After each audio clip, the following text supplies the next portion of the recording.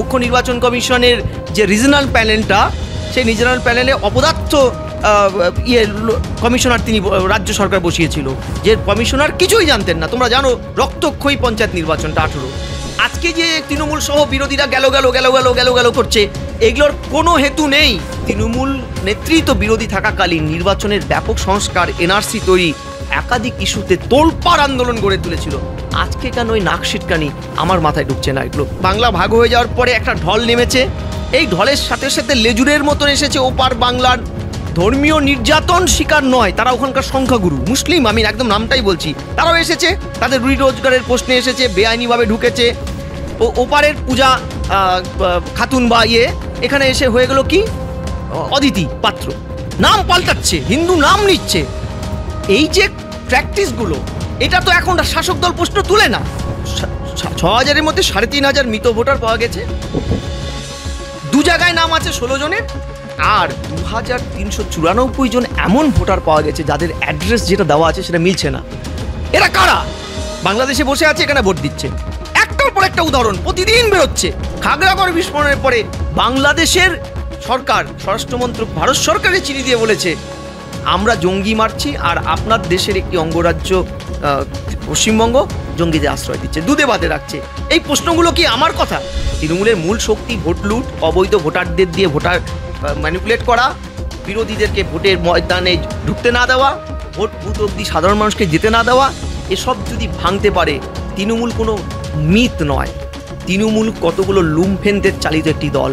হিন্দু বাঙালিদের সত্তাটাকে, যারা সরে গেছে তৃণমূল থেকে, তাদেরকে ফিরিয়ে আনার চেষ্টা করছেন, লড়াই লাগিয়ে দিচ্ছেন বাঙালি ভার্সেস হিন্দুত্বের। এটা তার প্র্যাকটিস কৌশলের অংশ। কিছুদিন আগে শুনলাম রেয়ার কিছু 41-42টার মতন রেয়ার জন্তু জানোয়ার চিড়িয়াখানায় পাওয়া যাচ্ছে না, কোথায় গেছে খুঁজে পাওয়া যাচ্ছে না। এরা সব তৃণমূল দলে নাম লিখিয়েছে কিনা আমি জানি না। নমস্কার স্যার, ক্যাপ্টেন কলিং মিডিয়া আপনাকে স্বাগত। স্যার, শুরুতেই আমি যে প্রশ্নটা দিয়ে আজকের আমাদের সাক্ষাৎকার শুরু করব, প্রথমেই যে প্রশ্নটা আমি রাখবো, স্যার রাজ্য নির্বাচন কমিশনের অফিসটাও কেন্দ্রের হাতে চলে গেল, কি সর্বনাশ হলো গো। পশ্চিমবঙ্গে মুখ্য নির্বাচনী কার্যালয় স্বতন্ত্র কার্যালয় হিসেবে ঘোষণা করতে হবে, নবান্নের হোম ডিপার্টমেন্টের আন্ডারে থাকবে না, চিঠি এসে গিয়েছে কেন্দ্র থেকে। এবার 2026 সালের বিধানসভা নির্বাচনে ভোট করানো, ইভিএম, ভিভিপিএট সংরক্ষণ, কাউন্টিং টেবিল, সমস্ত কিছুর ওপর নিয়ন্ত্রণ হারিয়ে যাবে পশ্চিমবঙ্গ সরকারের হোম ডিপার্টমেন্টের। কি বলবেন স্যার, কিভাবে দেখছেন আসন্ন নির্বাচন, তার আগে এই সিদ্ধান্ত? আরে এটা তো সংবিধানে এই রাইটসটা তো এনইসিকে দেওয়াই আছে রে বাবা, নতুন কি? আমি বলছি বিরোধীরাই গেল রবটা তুলছে কেন? বামেরা তো পশ্চিমবঙ্গের পঞ্চায়েত এবং মিউনিসিপ্যালিটির স্থানীয় নির্বাচনটা রাজ্য নির্বাচন কমিশনের একক দায়িত্বে করবে, এই আইনটা পাশ করে গেছিল, এবং ওই পুরনো আইনটাতে বামেদেরই কবর খুঁড়েছে তৃণমূল। পঞ্চায়েত নির্বাচন, এই জন্য দেখবে পঞ্চায়েত নির্বাচনের সুপ্রিম কোর্টের অর্ডারকেও তৃণমূল কংগ্রেস মানেনি। মুখ্য নির্বাচন কমিশনের যে রিজনাল প্যানেলটা, সেই রিজনাল প্যানেলে অপদার্থ কমিশনার তিনি রাজ্য সরকার বসিয়েছিল, যে কমিশনার কিছুই জানতেন না। তোমরা জানো রক্তক্ষয়ী পঞ্চায়েত নির্বাচনটা 18, তার আগের। কিন্তু প্রশ্নটা যেটা হচ্ছে, এই যে গেলরাও আমি বুঝি না, নির্বাচন কমিশনের জনপ্রতিনিধিত্ব আইনে স্পষ্টত উপধারা 21-এর ধারার 3 উপধারায় বলাই আছে কি পদ্ধতিতে চলবে নির্বাচন কমিশন, এনইসি, কেন্দ্রীয় নির্বাচন কমিশন কি সংস্কার করবে, কি স্পেশাল ইন্টেন্সিভ রিভিশন করবে, নিবিড় সংযোজন করবে, সে পদ্ধতি সম্পর্কে সুপ্রিম কোর্টও প্রশ্ন তুলতে পারেনি, কারণ ওরা লেখাই নেই, তারা যা করবে তাই। দ্বিতীয়, রেজিস্ট্রেশন অফ ইলেকটোরাল রুলস 25 নম্বর অনুচ্ছেদের 3টে ধারাতেই সংস্কারের প্রসঙ্গে বলাই আছে ইন্টেন্সিভ বা সামারিলি, পার্টলি ইন্টেন্সিভ অথবা পার্টলি সামারিলি। পরিষ্কার, এটা আমার কথা নয় কিন্তু। 326 নম্বর ধারায় ভোটাধিকার যেখানে সুরক্ষিত করা আছে, সেখানে 324 থেকে 329 এই স্প্যানের যে ধারাগুলো, স্পষ্টত নির্বাচন কমিশন, এনইসি, কেন্দ্রীয় নির্বাচন কমিশন, তাদের বলাই আছে যে তারা ডিরেকশন দেবে, কন্ট্রোল করবে, সুপারিনটেন্ডেন্ট করবে। কাদেরকে করবে? সিইওকে, রিজনাল ইলেকশন কমিশনগুলোকে। এমনকি এই যে ফাংশনাল অটোনমি বা ইন্ডিপেন্ডেন্সির কথাটা কালকে চিঠিতে উঠেছে, তোমরা দেখবে চিঠিটার মধ্যে লেখা আছে ফাংশনাল অটোনমি বা ইন্ডিপেন্ডেন্সি। এটা কারণ কি? এই কারণটা হচ্ছে সিও অফিস আধিকারিক থেকে শুরু করে তাদের যে একটা প্যানেল রাজ্যগুলোকে পাঠাতে হয়, কেন্দ্র 3 জনের নামের থেকে কেন্দ্রীয় নির্বাচন কমিশন একটা নাম পাশ করে পাঠায়, এটা তো নিয়ম, অর্থাৎ এটা তো লেখাই আছে রে বাবা। আর দ্বিতীয়, national election commission direction control সুপারিনটেন্ডেন্টের মাধ্যমে সিও সহ এই যে কর্মীদের নিয়ন্ত্রণের প্রশ্নটা, যেখানে তোমার কোথায় খেয়াল রাখবে তোমরা অনেকেই, আমরা জানি যে এনইসি ন্যাশনাল ইলেকশন কমিশন একটা সময় রিজনাল লেভেলে ইলেকশন কমিশনার রিক্রুটমেন্ট করতেন। কখন জানো? লোকসভা নির্বাচনের আগে উত্তর, পূর্ব, দক্ষিণ এইভাবে 8টা রিজনাল কমিশন তৈরি করতেন ভোটের আগে। এরা এই ক্ষমতা তার দেওয়া আছে। এই রিজনাল কমিশনগুলো কি করত? এরা ভোটটাকে কন্ডাক্ট করতো রিজনাল লেভেলে, কেন্দ্রীয় নিয়ন্ত্রণে। এইখানে পরিষ্কারভাবে national law commission specially recommend করেছে পূর্ণ নিয়ন্ত্রণে রাখতে নির্বাচন ব্যবস্থাটাকে ভারতবর্ষের এনইসিকে all India election service commission তৈরি করতে হবে। All India election service commission, যার মাধ্যমে তারা সিও থেকে শুরু করে সব কিছু রিক্রুটমেন্টগুলো করবে। এমনকি অল ইন্ডিয়া ইলেকশন সার্ভিসে নিয়ন্ত্রণ তৈরি করার যে প্রস্তাবনাটা অন্যান্য একাধিক নির্বাচন সংস্কার কমিটির সাথে সাথে দীনেশ গোস্বামী কমিটিও কিন্তু এটার সুপারিশটা করেছিল, আমার কথা নয় কিন্তু। অর্থাৎ এটা তো ছিল রে। আজকে যে তৃণমূল সহ বিরোধীরা গেল করছে, এগুলোর কোনো হেতু নেই। কেন্দ্রীয় নির্বাচন কমিশন একটা স্ট্যাটুটরি বডি, যার কথা সুপ্রিম কোর্টও কিন্তু নাক গলায়নি। সুপ্রিম কোর্ট একটা পরামর্শ দিয়েছিল, ভেবে দেখতে পারেন যে আধার কার্ড, ভোটার কার্ড আর রেশন কার্ড রাখা যায় কিনা। কালকে সটাসট তারা পিটিশন দিয়ে বলেছে না, ওগুলো মানে কোনোটাই রিলায়েবল নয়। তাহলে প্রশ্নটা যেখানটা হচ্ছে রিলায়েবেন্সির কথাটা, সেখানে দাঁড়িয়ে আজকে এই যে কথাগুলো তুলছে, আমি না হতবাক হই। এই হতবাক হওয়াটা আমার ক্ষেত্রে আরও বেশি আশ্চর্য বাড়ায় যে এই তৃণমূল নেতৃত্ব বিরোধী থাকাকালীন নির্বাচনের ব্যাপক সংস্কার, এনআরসি তৈরি, একাধিক ইস্যুতে তোলপাড় আন্দোলন গড়ে তুলেছিল। আজকে কেন ওই নাক সিটকানি আমার মাথায় ঢুকছে না এগুলো?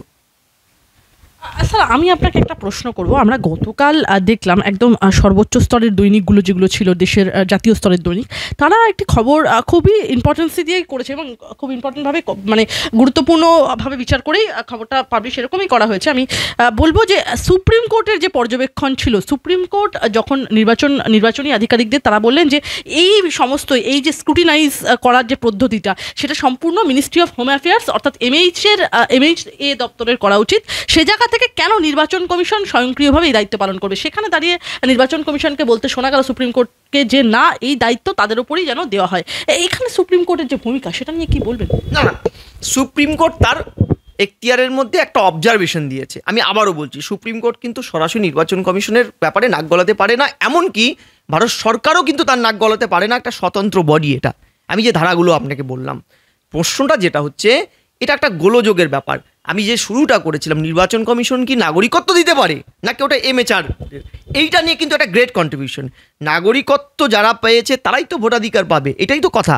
তো যদি নাগরিকত্ব আর ভোটাধিকার একে অপরের পরিপূরক হয়ে থাকে, অর্থাৎ নাগরিক মানেই ভোটাধিকার প্রাপ্ত একজন লোক, অর্থাৎ আর্টিকেল 326, তাহলে আর্টিকেল 326টা কে অ্যালট করে? নির্বাচন কমিশন। তার মানে নির্বাচন কমিশনের দেখার রাইটসটা তো আছে যে নাগরিক না হয়ে অন্য কেউ ভোট দিলে দিনের পর দিন, যে আপনার মানে কাকের বাসায় কোকিলের ডিম পেড়ে গেলে, এটা তো নেবে না। অর্থাৎ এটা নিয়ে দীর্ঘমেয়াদী একটা ডিবেট হতেই পারে যে নাগরিকত্বর বিষয়টা MHRD দেখবে নাকি প্যারালালি নির্বাচন কমিশনেরও সেগুলো দেখার জায়গা আছে যে ভোটাধিকারের সাথে নাগরিকত্বের তো একটা, নিশ্চয়ই আপনি বাংলাদেশের অবৈধ নাগরিক, পাকিস্তানের অবৈধ নাগরিক, আফগানিস্তানের অবৈধ নাগরিক এ রাজ্যের ভোটার হতে পারে না বা এই দেশের ভোটার হতে পারে না। তাই যদি না হয়ে থাকে, অর্থাৎ নাগরিকত্বের সাথে ভোটারের একটা অনুষঙ্গ আছে, পরিপূরকতা আছে। এই জায়গায় দাঁড়িয়ে আপনাকে আমি একদম সঠিক অর্থে বলছি যে এটা কিন্তু একদম ফ্যাক্ট। নির্বাচন ব্যবস্থায় নির্বাচন কমিশনের এখতিয়ার নিয়ে কিন্তু আবারও ভাবনার ভারত সরকারের বা সংবিধান প্রণেতাদের আবারও একটা ভাবনার জায়গা আছে। এবার কি সরাসরি নির্বাচন কমিশনকে এই দায়িত্বটা দেওয়া হবে যে নাগরিকত্ব বাছাইয়ের দায়িত্বটাও তোমার? আমার মনে হয় সেক্ষেত্রে অনেক বেশি ফ্রুটফুল হবে। কারণ সত্যিকারের তো ভারতবর্ষ তো ধর্মশালা নয়। আমি একদম সুপ্রিম কোর্টের বিচারপতিদের অবজারভেশন, এটা ধর্মশালা হতে পারে না। এটা ভারতবর্ষ, আমি আপনি যে কোনো সুস্থ নাগরিক, আমি জানি না মমতা ব্যানার্জি বা তার দলের নেতারা চান কিনা, তাদের চাওয়া নিয়ে আমার যথেষ্ট সন্দেহ আছে, কিন্তু বিং এ ইন্ডিয়ান সিটিজেন আমি চাইবো আমার সন্তানের রুটির টুকরোটার ভাগ যেন কেউ না নেয়। আমি তাহলে আপনাকে বলবো, আপনি তাহলে বলছেন যে কোথাও গিয়ে এই সমস্ত দায়িত্ব স্ক্রুটিনাইজ করার পদ্ধতি, অর্থাৎ মানে ভোটাধিকার কারা পাবেন সেই সমস্ত দায়িত্বটা অবিলম্বে নির্বাচন কমিশনের হাতে তুলে দেওয়া উচিত বলে আপনি মনে করেন?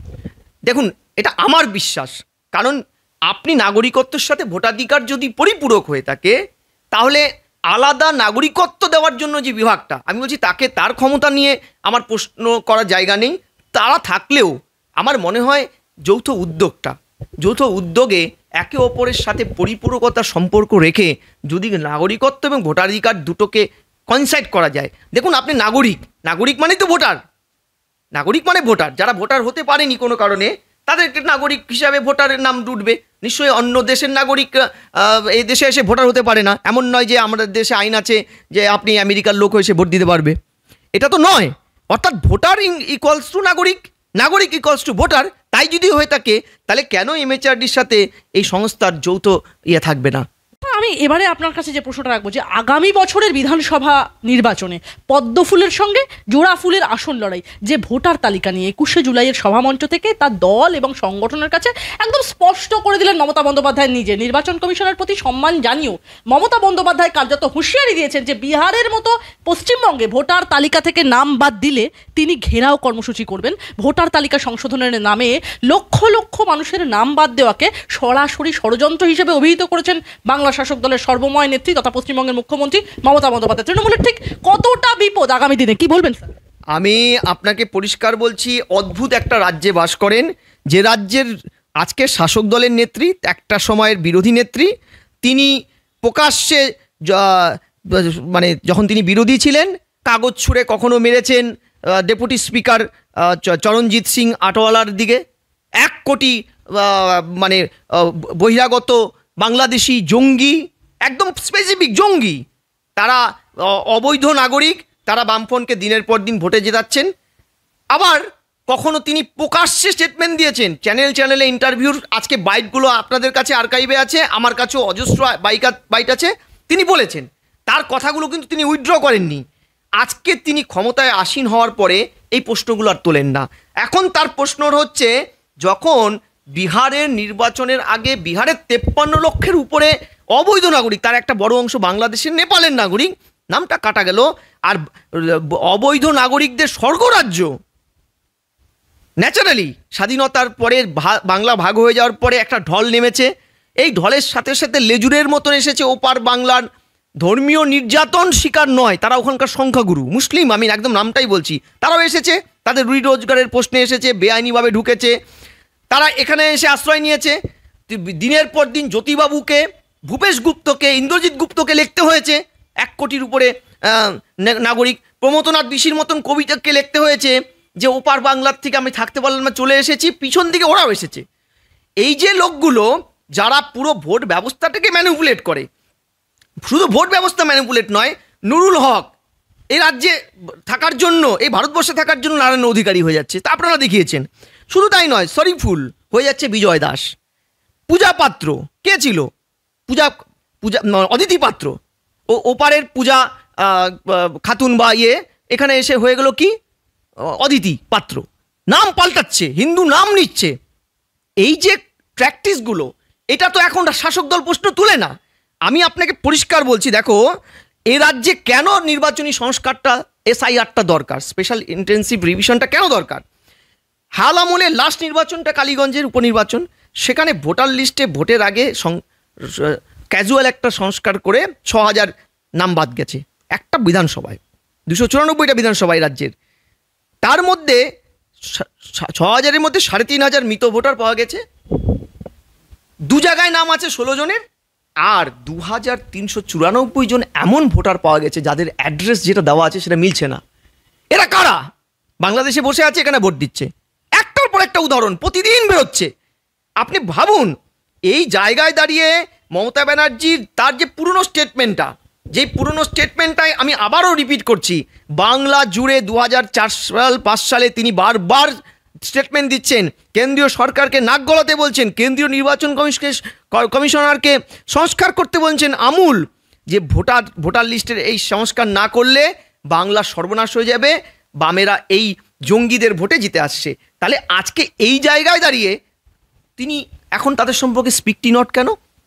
একটাই কথা, এই ভোটাররা তাকে জেতায়, বিরোধীদের সাথে তার 42-43 লাখের ডিফারেন্স, অবৈধ ভোটার 1 কোটির উপরে। তাহলে বুঝুন এবার, তার একটা বড় অংশ যদি তৃণমূলকে ভোট দেয়, তাহলে তো তৃণমূলকে অজেয় তৃণমূল হারবে না। তাই তৃণমূল নেত্রীকে হুঙ্কার দিতে হচ্ছে, তার পুরনো অবস্থান থেকে সরতে হচ্ছে, হয়ে বলতে হচ্ছে একটা ভোটারের নাম কাটা গেলে আমি দেখে নেব। ভাবো 2024 সালে যেই লিস্টের থেকে কালীগঞ্জের ভোটের একটা বিধানসভায় 6000-এর নাম বাদ গেছে ক্যাজুয়াল ফর্মে। শুধু তাই নয়, বারুইপুর লোকসভার ভোটের যেখানে বারুইপুরে 2024-এর একটা ইয়েতে ভোটার ছিল 18,500, 2025-এ দাঁড়ালো 22,500। 1 বছরে 4000 ভোটার বেড়েছে, একটা বুথ করে ধরলে পরে 300 করে ভোটার বেড়েছে। এইটা অস্বাভাবিক ভোটার বৃদ্ধি। শুধু তাই নয়, বারুইপুরে পঞ্চায়েতে 41 নম্বর বুথে 1053টা ভোটার ছিল 24-এ, সেটা চলতি বছরে হয়েছে 1357। এই যে 300+ ভোটার, যেখানে 24-এর নির্বাচনের তালিকাতে এবিটিএ জঙ্গি যিনি বাম শরিক, ইন্ডিজোটের শরিক, বামেদের রাজ্য কেরালায় ধরা পড়েছিল সাতরাদি, যার বৌদি নাম রাকিবা খাতুন, তৃণমূলের সদস্যা, তার হাত যশেই নওদা, মুর্শিদাবাদ, হরিহর পাড়া 2 জায়গায় ভোট দিয়েছে, অবশ্যই তৃণমূলকে ভোট দিয়েছে। সেই যে জঙ্গিদের পরিপূর্ণ হওয়া লিস্ট, সেই লিস্টটাকেই তৃণমূল বলছে 26-এর নির্বাচনে চালাতে হবে। 24-এর নির্বাচনে সেই সাতরাদিদের ভরা লিস্ট, লাভলি খাতুন, যে লাভলি খাতুন রশিদাবাদের প্রধান তৃণমূলের, যিনি এই 21-এর মঞ্চে কি সুন্দর আপনার সেলফি তুললো হাসতে হাসতে, যার নাম ও দেশে নাসিয়া শেখ, এ রাজ্যে লাভলি খাতুন হলেন। হাইকোর্টের নির্দেশে, মাননীয় হাইকোর্টের নির্দেশে তার ওবিসি সার্টিফিকেটটা বাতিল হলো, তার প্রধান পদটা বাতিল হলো।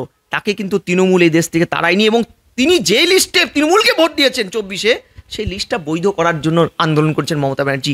In what interest? তার ভোটের ইন্টারেস্ট, ভোটের পোলারাইজেশনের। কারণ এই লিস্টের অবৈধ ভোটারদের 70-75% হচ্ছে ওপার বাংলার মুসলিম সম্প্রদায়।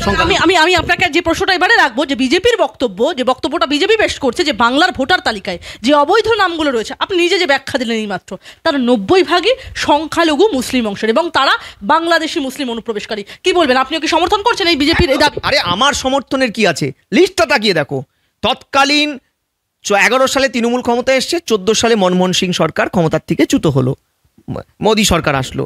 তার মাঝখানে 3-4 বছরে তার জোট শরিক কংগ্রেসের সরকার কেন্দ্রে, তারা রিপোর্ট দিচ্ছে একটার পর একটা, যে মমতা ক্ষমতায় আসার পরে 1 বছরের পরে থেকেই পশ্চিমবঙ্গের ভোটার তালিকায় জনসংখ্যার আমূল পরিবর্তন। সীমান্তবর্তী এলাকায় জাতীয় যে 13% গড় বৃদ্ধি 2011-র সেন্সাসের, তার থেকে 5 গুণ রেটে জনসংখ্যা বাড়ছে। এটা স্বাভাবিক জন্ম রেটে হয় না, ঢল নামছে একটার পর একটা তথ্য দিয়ে তারা বলেছে। এমনকি বৃহত্তর মোগলিস্তান করবে মালদা, মুর্শিদাবাদ ও দিনাজপুরকে নিয়ে, সেই গোয়েন্দা রিপোর্টটাও তৎকালীন কংগ্রেস সরকার এই সরকারকে দিয়েছিল।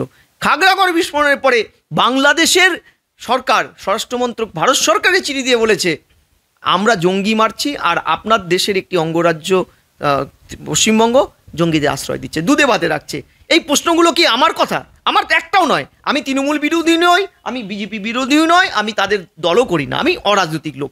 আমার কাছে ডেটা যেটা বলছে, এই অবৈধ নাগরিকের, বিজেপি বলেছে 90%, আমি বলছি ম্যাক্সিমাম ভোটার।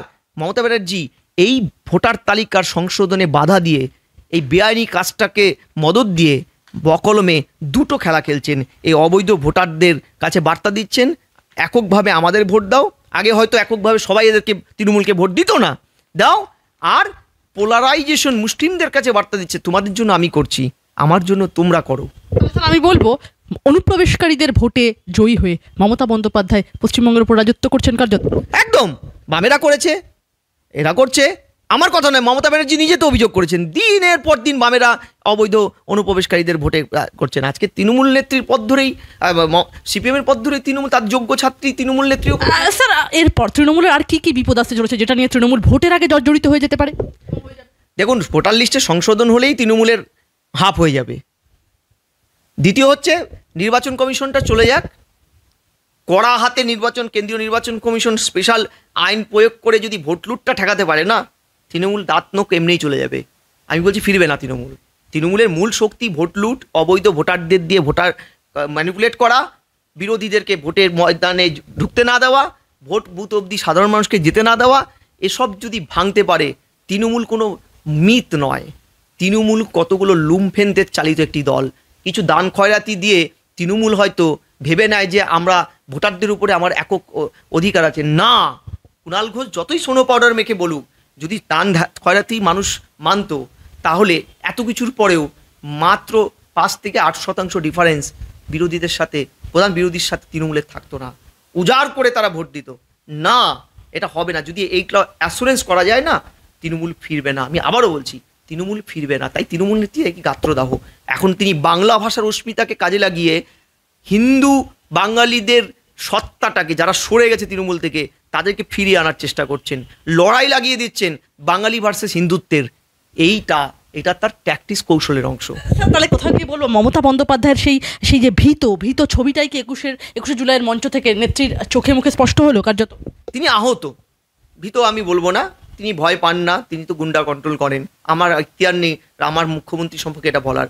তিনি আহত, আর আহত তার কথাতে আহত বাঘ বাঘিনীরা। তৃণমূল তো একটা বলতে পারো চিড়িয়াখানা, সমস্ত রেয়ার স্পিসিসরা এখানে আছে, সবাই বাঘ। আহত বাঘ, হ্যাঁ, বীরভূমের বাঘ, কলকাতার বাঘ, সন্দেশখালীর বাঘ, সমস্ত রেয়ার স্পিসিসদের তৃণমূল দলে ঢুকিয়েছে। কিছুদিন আগে শুনলাম রেয়ার কিছু 41-42টার মতন রেয়ার জন্তু জানোয়ার চিড়িয়াখানায় পাওয়া যাচ্ছে না। কোথায় গেছে খুঁজে পাওয়া যাচ্ছে না। এরা সব তৃণমূল দলে নাম লিখিয়েছে কিনা আমি জানি না। মোট কথা, তৃণমূল কিন্তু এই পশু পাখিদের আশ্রয়। আমি বাঘেদের মধ্যে মমতা ব্যানার্জিও তাদের নেত্রী বাঘিনী, তিনি আহত হয়েছেন। আর আহত বাঘ কিন্তু ভয়ানক। আমি বলছি যেভাবে নির্বাচন কমিশন কোমর বেঁধে কার্যত নামছে তাদের স্বয়ংক্রিয় ভূমিকা পালন করতে, সেক্ষেত্রে তাহলে 26-এ কি তৃণমূলের কোথাও গিয়ে, যদি তারা সত্যিই স্বয়ংক্রিয় ভূমিকা পালন করতে পারে, 26-এ কি তৃণমূলের ভরাডুবি হবে? দেখুন, ভরাডুবি হওয়া না হওয়াটা অনেকগুলো অনুষঙ্গ, আমি সেই জায়গাটায় বলতে পারবো না। আমি তো বললাম শুধু নির্বাচনের সংস্কার দিয়ে হবে না, ভোটটা অ্যাসুরেট করতে হবে। আমরা ভোট কেন্দ্র অবধি যেতে পারবো কি না। কেন্দ্রীয় নির্বাচন কমিশন যে লেঠেল বাহিনী পাঠায়, সেন্ট্রাল ফোর্স পাঠায়, কাশ্মীরের চেয়ে 3-5 গুণ বেশি সেন্ট্রাল ফোর্স আমাদের আসে, তারা তো বসে কীর্তন করে। তৃণমূলের বিভিন্ন মানে দান অনুদানে তারা চুপচাপ বসে থাকে, স্পিকটি নট থাকে। গত নির্বাচনগুলো আমরা দেখলাম, ভোট লুট হচ্ছে, তারা চুপচাপ বসে আছে, কারণ তৃণমূল তাদেরকে বিভিন্ন জিনিস, খাওয়ার জিনিস দিয়েছে, নাচা কোদার জিনিস দিয়েছে, পকেটে টাকা গুঁজে দিয়েছে, চুপ। কেন্দ্রীয় নির্বাচন কমিশন বকলমে বিরোধীরা এটা যদি অ্যাসুরেট করতে পারে, সাধারণ মানুষ তার ভোটটাকে দিতে পারবে সঠিক জায়গায়, তাহলে আমি মনে করছি পরিবর্তনটা সময়ের অপেক্ষা। 21-এর মধ্যে আপনি বাংলার বাঘের কথা তুললেন, তথাকথিত শাসক দলে যিনি বাঘ বলে পরিচিত ছিলেন কেষ্টমণ্ডল, অনুব্রত মণ্ডল, একদম বীরভূমের প্রাগৈতিহাসিক বাঘ বলা চলে এখন। সেই বাঘকে কার্যত দেখা গেল 21শে জুলাইয়ের মঞ্চ পরিদর্শন করতে মমতা বন্দ্যোপাধ্যায় যেরকম গিয়েছিলেন, সেদিন দুপুরবেলায় অনুব্রত মণ্ডলও পৌঁছলেন। কিন্তু একদম মূল মঞ্চে পৌঁছানোর আগেই অনুব্রত মণ্ডলকে কার্যত রুখে দিল একদম স্টেট পুলিশ। সেখানে দাঁড়িয়ে মমতা বন্দ্যোপাধ্যায় কার্যত দেখাই করলেন না। এবং সেই কাজল শেখ, যেই কাজল শেখ এখন বীরভূমের মাথা হয়েছেন, সেই কাজল শেখকে দেখা গেল হেলে দুলে মমতা বন্দ্যোপাধ্যায়ের যখন বক্তব্য রাখছেন একদম সমর্থন করতে। 21-এর মঞ্চে কাজল শেখ, অনুব্রত কই? কেষ্ট রাজনৈতিক ভবিষ্যৎ নিয়ে প্রশ্ন, কেষ্টকে বহিষ্কারের পথে কি তৃণমূল, বিজেপি কি নেবে কেষ্ট? এগুলো কৌশল, কিচ্ছু না, কেউ কাউকে নেবে না। তৃণমূল কেষ্টকে ছাড়বে না। সাময়িকভাবে একটা শুদ্ধিকরণ, লোক দেখানো শুদ্ধিকরণের বার্তা দিলেন, পরেশ পালকে, কেষ্টকে, এদেরকে কাছে ঘেঁচতে দিলেন না। বাস্তবে এই যে তথাকথিত শুদ্ধিকরণ, এটাতে বুদ্ধিকরণ ছিল না মমতার দলের। আমরা সব বুঝেছি যে এই যে দূরত্ব বজানোর লোক দেখানো খেলা, এই খেলাটা তৈরি করা খেলা। বলে দেওয়া হয়েছিল আপাতত তোমরা বিতর্কিত, সাধারণ মানুষের কাছে ভুল বার্তা যাবে, ভোট সামনে, তোমরা তোলো গরু পাচার, বালু পাচার করে ঠোরে টাকা পয়সা কালীঘাটে ঠিক রাখবে, তোমাদেরকে আমরা পরে ভেবে নেব, ভোটটা লুট করার সময় তোমরা প্রয়োজন হবে, তবে আপাতত আন্ডারগ্রাউন্ডে থাকো। মমতা দিদির স্বচ্ছ ভাবমূর্তির সাদা কাপড়ে তোমাদের যেন দাগ না পড়ে। তাই এই সব খেলা, কিচ্ছু না। সব তৈরি করা খেলা। মমতা যদি সত্যিকারে এদের বিরুদ্ধে জিরো টলারেন্স রাখতো, এরা জেলে থাকতো। কেউ জেলে যাবে না, সবাই বেলে থাকবে, দুধে ভাতে থাকবে। জাস্ট সাময়িক আপনারা দেখছেন এই যে চর্চাটা করছেন, এটা বোকামি। বিরোধীরা তো বলছেন যে অনুব্রত মণ্ডলকে কার্যত ইউজ অ্যান্ড থ্রো করেছেন মমতা বন্দ্যোপাধ্যায়ের সরকার, এবং কোথাও গিয়ে অনুব্রত মণ্ডলকে কি বিজেপি গ্রহণ করতে পারে? তোর বিজেপি ডুবে যাবে, ওখানকার যেটুকু বা ভোট আছে বিজেপি সেটাও চলে যাবে। অনুব্রত পায়ে গুড়িয়ে মেরেছে, ঠিক আছে? হৃদয় মণ্ডল থেকে শুরু করে কত কি, দুধ কুমার মণ্ডল, আদি বিজেপি, তার সাথে লড়াইটা আমরা জানি না। ফলে এইগুলো নয়, বিজেপি যদি সত্যিকারের বুদ্ধিকরণ হয়ে থাকে 21-এর থেকে শেখে, তাহলে যেমন রাজন্যাকে ওরা নেয়নি, অনুব্রতর মতো লোককে তো নৈব চ। আবারও বলছি, অনুব্রত কোথাও যাবে না। এই বড় সাম্রাজ্য টিকিয়ে রাখতে গেলে শাসক দলের কাছে থাকতে হবে। রাজন্না হালদারের কথা কেন বলছেন? রাজন্না হালদারকে বিজেপি নেয়নি, গ্রহণ করে, এরকম কি কোনো খবর আপনার কাছে রয়েছে যে রাজন্না হালদার বিজেপি থেকে রিভোল্ট হবে? 21-এর নির্বাচনের শেষে এই বেনজল দিলীপবাবুর হাত ধরে যেভাবে ঢুকেছে, তার খেসারত আজকে রাজ্য বিজেপিকে দিতে হচ্ছে। নেবে না, ওই সময় 200 পাওয়ার ছিল, 77 পেয়েছে এইসব কাণ্ড কারখানায়। যারা ভেতরে সত্যিকারে বিজেপিটাকে ভালোবাসে, শ্রমিক ভট্টাচার্যকে যদ্দূর আমি জানি, এই ধরনের ভুল স্টেপ এই মুহূর্তে তারা নেবেন না। অন্তত অনুব্রতর মতন বিতর্কিত চরিত্রকে তো নেবেই না। সম্প্রতি একটি দলীয় সভায় বক্তব্য রাখতে গিয়ে দিলীপ ঘোষ কার্যত নাম না করে বাংলা রিপোর্টার, ইউটিউবার এবং বুদ্ধিজীবীদের উদ্দেশ্যে আক্রমণ করেন, এবং এদিন দিলীপ ঘোষ বলেন, আমি কোট বলছি স্যার, কিছু ইউটিউবার, কিছু রিপোর্টার, কিছু বুদ্ধিজীবী ইদানিং খুব হিতৈষী হয়ে আছে, বিজেপিকে খুব ভালোবাসে নিজেদের মা বাবার থেকেও। এরপর দিলীপ ঘোষ বলেন, কিছু রিপোর্টার আছে যারা দিলীপ ঘোষকে কি বলবে, কোথায় যাবে সেগুলো নিয়ে কথা বলছে। এরপরেই বাংলার ইউটিউবার এবং রিপোর্টারদের বেজন্মার দল বলে মন্তব্য করছেন দিলীপ ঘোষ। বিভিন্ন কর্মসূচিতে তার অনুপস্থিতি, নরেন্দ্র মোদীর সভায় তার জায়গা না পাওয়া, কেন্দ্রীয় নেতাদের দূরত্ব, সব মিলিয়ে চাপ বাড়ছিল তার ওপর। সেই রাগেই কি এবার সংবাদ মাধ্যম এবং ইউটিউবারদের ওপর উগড়ে দিলেন তিনি? প্রশ্ন তুলছে রাজনৈতিক দল। কি বলবো, উনি রাজনীতিতে এখন নির্বাসিত একটা মানুষ। আমি আবারও বলছি, দেখুন দিলীপবাবুর সাথে আমার দারুণ সম্পর্ক। একটা নেতা, দায়িত্বশীল নেতা, দীর্ঘদিন RSS করেছে, দীর্ঘদিন সফলতম সভাপতি, তিনি যখন মিডিয়া সম্পর্কে এই ধরনের কথা বলেন, যে কোনো মিডিয়া, আজকের যুগের স্পন্দন হচ্ছে ইউটিউব, মূল স্রোতের চ্যানেলগুলো আজকে আর সেই ভূমিকা নিতে পারছে না সেই অর্থে যেটা ইউটিউব চ্যানেলগুলো তোমরা পারছো, স্যাটেলাইট চ্যানেলের থেকে এগিয়ে গিয়ে। কিন্তু প্রশ্নটা হচ্ছে, রেসপন্সিবল নেতৃত্ব এই ধরনের খ্যাপামিগুলো কেন করে? ওনার একাধিক বিতর্কিত মন্তব্য, উনি স্ট্রেট ফরওয়ার্ড বলতে ভালোবাসেন, স্ট্রং ম্যান নিজেকে বলেন, কিন্তু এতটাও স্ট্রেট ফরওয়ার্ড বলবেন না যাতে সংবিধানের স্তম্ভ সংবাদপত্র ভুলুণ্ঠিত হয়। এটার থেকে আমি বেশি কিছু বলবো না। আপনার ভালো হোক আগামী রাজনীতিটা, আপনি বেঁচে উঠুন রাজনীতিতে, আপনি যেন মার্গদর্শনীর মতো, আদবানির মতো না হন। বঙ্গের আদবানি আমি দেখতে চাই না, কারণ আপনি স্পষ্ট বক্তা, স্বচ্ছ ভাবধারার, দুর্নীতিমুক্ত নেতা। দিলীপ ঘোষ ভুল কথা বলেছে, সঠিক কথা বলেননি, ধিক্কারযোগ্য কথা বলেছেন। এই ধিক্কারযোগ্য কথা উনি যদি ক্ষমা না চান, আপনাদের নিরন্তর এটা নিয়ে প্রচার চালিয়ে যাওয়া প্রয়োজন। কারণ দিলীপবাবু কি ভুল করলেন সেই দায়টা আপনার নয়, আপনার দায়টা জনগণের প্রতি, আপনার দায়টা ভারতবর্ষের PTIয়ের প্রতি, আপনার দায়টা সংবিধানের প্রতি, আপনার দায়টা সততার প্রতি। বাস, এর বাইরে আমি আর কিছু বলবো না। রাম ছেড়ে কালী দুর্গা বলছেন প্রধানমন্ত্রী নরেন্দ্র মোদী, 26-এর পর জয় বাংলা বলবে। 21-এর মঞ্চ থেকে বিজেপিকে চ্যালেঞ্জ, অভিষেক বন্দ্যোপাধ্যায় বলছেন বিজেপিকে উপড়ে ফেলে দেবো বাংলা থেকে। দেখুন, রাম হোক বা হোক, মা কালী, আমি তো ছোটবেলার থেকে শুনে এসেছি সব হিন্দু ধর্মের 100 কোটি ঈশ্বর সবাই এক। ফলে বিজেপি রাম ভক্তির পাশাপাশি মা কালী দুর্গার এসে বাঙালিদের যে হৃদয়ঙ্গন করতে চাইছেন, এটা তো আমার আপনার নেই। কিন্তু অভিষেক বন্দ্যোপাধ্যায় এই ধরনের অবিবেচকের মতন কথা বলছেন কি করে আমি জানি না। তিনি তো দায়িত্বশীল 7 লক্ষ ভোটে জেতা একজন MP, হাইস্ট ল মেকার। কখনো তিনি বলেন বিরোধী শূন্য পঞ্চায়েত করব, কখনো বলছেন উপরে ফেলবো। এই ধরনের কী পরিভাষা! এই অক্সিজেনগুলো ED CBI দিচ্ছে, তা না হলে যে লোকটা জেলে থাকার কথা সে লোকটা বেলে থেকে কি সুন্দর ঘুরে বেড়াচ্ছেন। ছোট্ট প্রশ্ন আপনার কাছে, একদম শেষে ছোট্ট একটা প্রশ্ন। মমতা বন্দ্যোপাধ্যায়ের নয়া প্রকল্পে 8,000 কোটি চালু 2রা আগস্ট, কি বলবেন? আমরা দুয়ারে সরকার, অমুক সরকার সব দেখেছি, এক ফোনে দেখেছি, অভিষেকের বহু কিছু দেখেছি। এগুলো কিছুই না, নব প্ল্যাটফর্মে কসমেটিক জনগণের ক্ষোভগুলোকে প্রেশার লুজ করার জন্যই সব। এটা একটা প্রেশার কুকার থেকে হাওয়া রিলিজ করার, চাপ রিলিজ করার মন্ত্র। আদারওয়াইজ কিচ্ছু হবে না। দুয়ারে সরকারেও কারো কিছু হয়নি আজ অবধি। কোনো এই ফিরহাদ হাকিম সমেত রাজ্যের সমস্ত মেয়ররা শনিবার করে ফোন ইন করেন, কারো কোনো সমস্যার সমাধান হয়নি, বরং সমস্যা বেড়েছে। আপনি পরিসংখ্যান দেখবেন, কিছুই না, এটা ভোট ম্যানেজারদের কৌশল, আইপ্যাকের কৌশল, সেটাই মমতা নিয়েছে নব ফর্মে। দুয়ারে সরকারের সাথে এর কোনো তফাৎ পাই না। ভোট আসলে এই ধরনের দুয়ারগুলো তৈরি হয়, আবার ভোট শেষ চলে যাবে।